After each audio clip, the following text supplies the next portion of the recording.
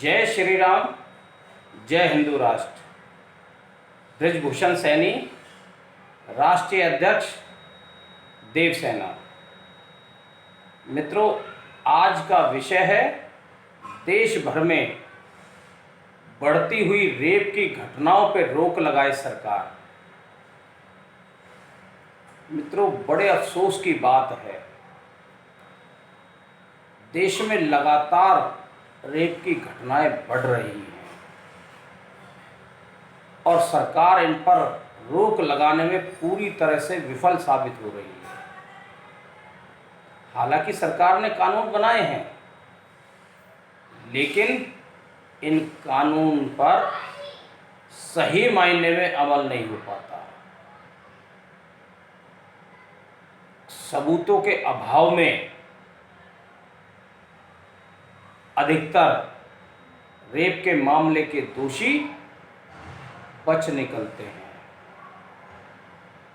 और कई अदालतों से तो उन्हें जमानत भी बहुत शीघ्रता से मिल जाती है। यही कारण है आज रेप की घटनाएं बहुत तेजी से बढ़ रही है। पिछले कुछ समय से इन घटनाओं में इतनी तेजी से वृद्धि हुई है जिन्हें रोक पाना सरकार के लिए मुश्किल सा होता जा रहा है और इस तरह की मानसिकता के लोग लगातार इन घटनाओं को अंजाम दे रहे हैं। मित्रों, एक ऐसी घटना, ऐसी हृदय विदारक घटना जिसको सुनकर पूरा मानव समाज शर्म महसूस करता है।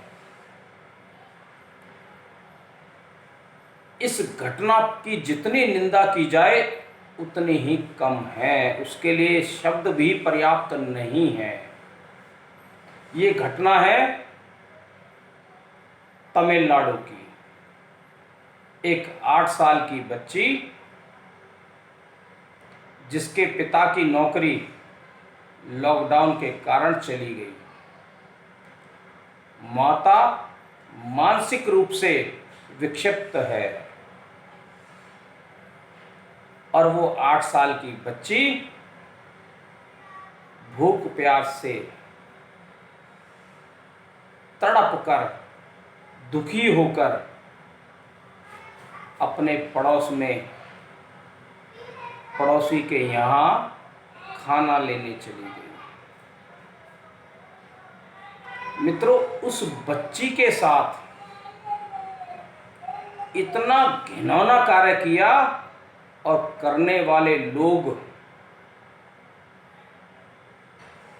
कोई विक्षिप्त लोग नहीं थे, मानसिक रूप से परिपक्व व्यक्ति है जिनकी उम्र 75 वर्ष, 52 वर्ष, 53 वर्ष, 68 वर्ष और 2 नाबालिग बच्चे। ऐसे व्यक्ति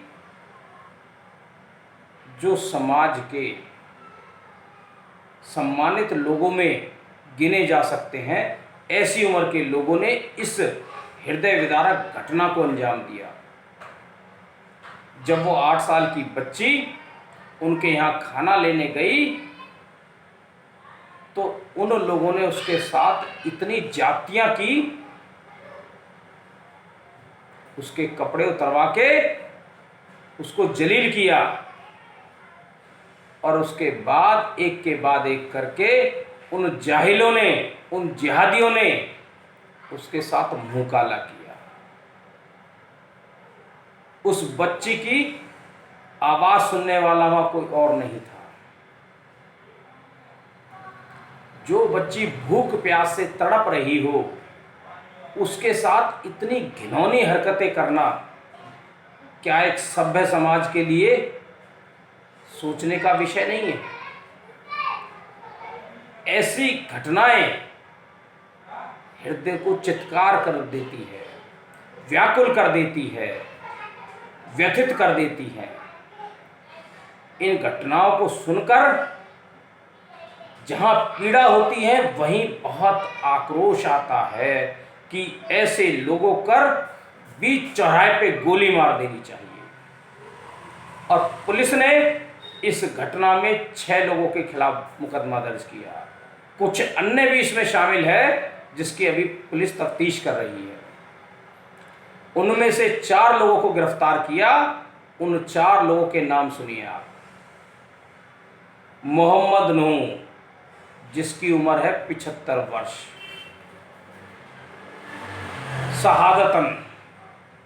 शहादसन, जिनकी उम्र है 52 वर्ष।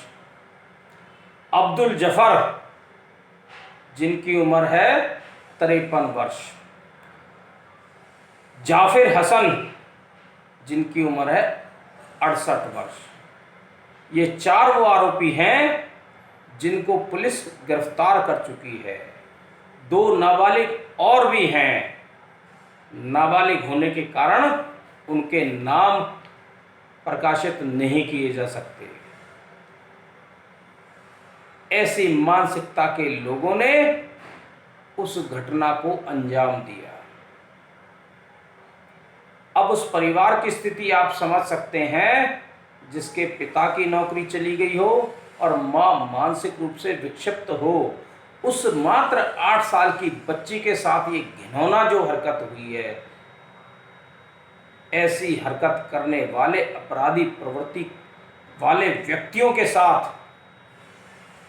इतना घिनौना ही काम करना चाहिए जितना घिनौना उन्होंने किया है। ये लोग कानून से के दायरे में रहकर बाज आने वाले नहीं हैं। ऐसे लोगों के खिलाफ सरकार स्पेशल एक्ट बनाकर तुरंत घटनास्थल पे ही इन्हें इंसाफ दिया जाए। इनके साथ वही हरकतें हो जो इन्होंने की है।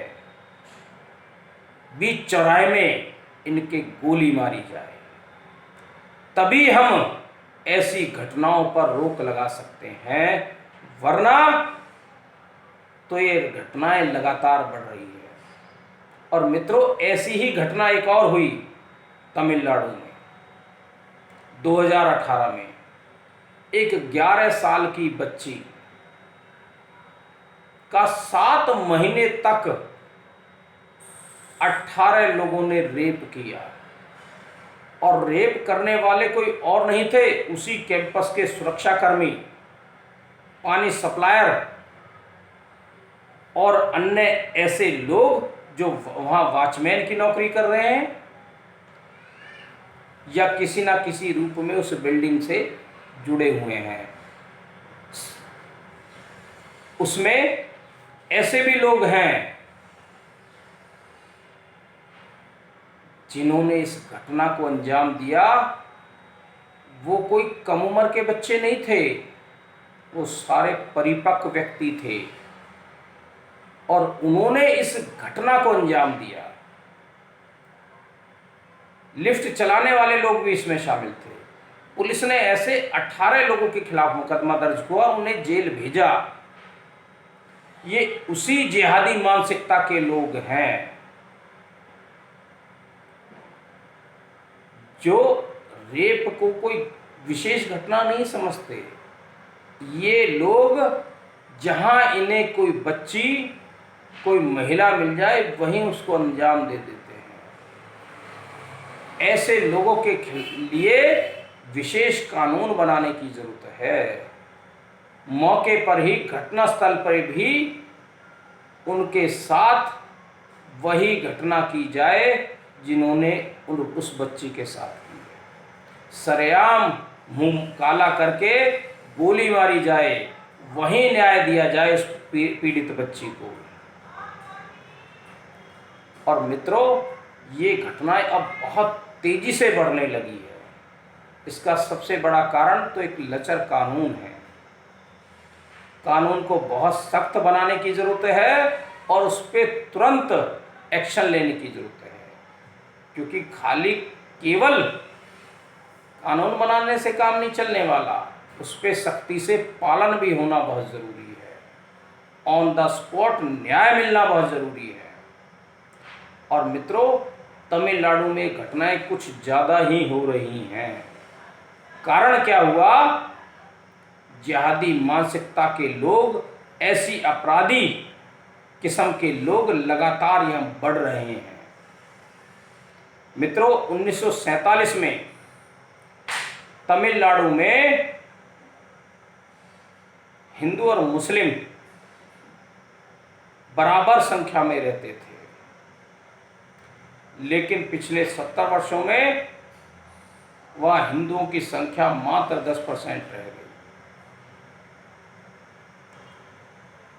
और मुसलमानों की संख्या 90% पहुंच गई। अब उन्हीं में से कुछ लोग, आपराधिक प्रवृत्ति के लोगों ने ऐसी घटनाओं को अंजाम देना शुरू कर दिया